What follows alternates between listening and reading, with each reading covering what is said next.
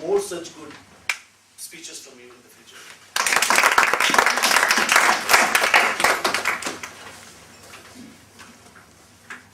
Esteemed contest chair, distinguished judges, and members of the audience.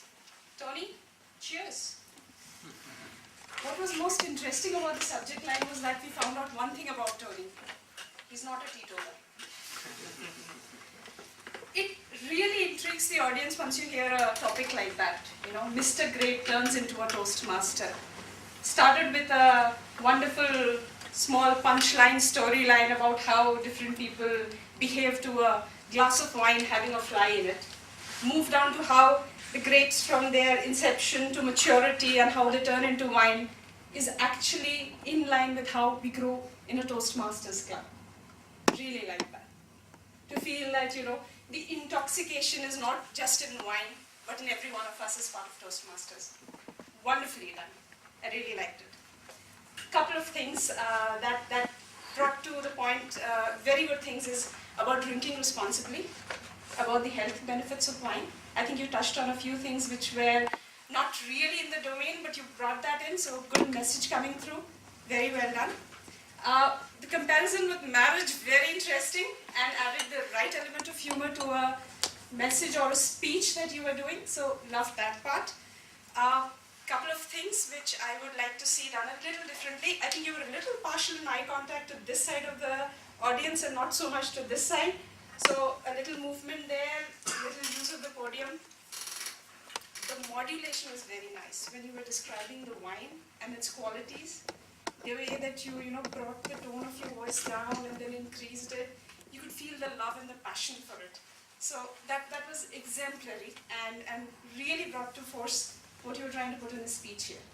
Your passion for Toastmasters actually came through that. Because we could make out when you were talking about wine, you were also talking about the Toastmasters evaluation. So that was wonderful. And the story that was crafted from a real life experience from a trip in France, that made a very poignant point that you're actually drawing real life references into your project. So very well done there.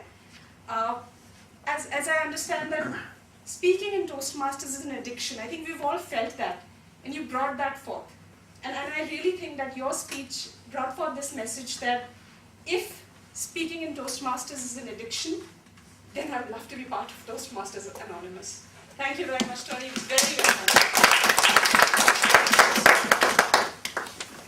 Speaker number 7.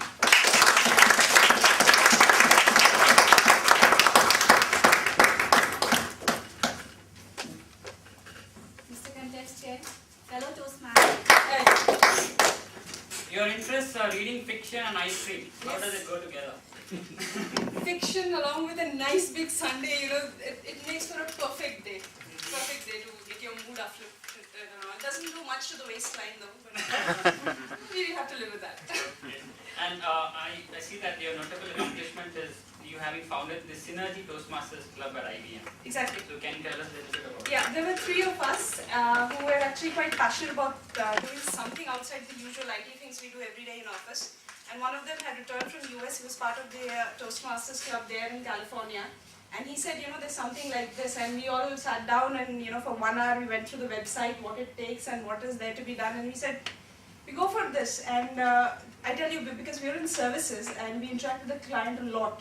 So getting to talk and be comfortable in an audience and, especially being in a boardroom like this and probably have a PowerPoint presentation, it makes it easier to, gel with the crowd and have a relationship with them while you're speaking. Do So you distribute ice creams too? as long as it's not on my money, I'm okay with it. Thanks, Ananya. Thank you. Being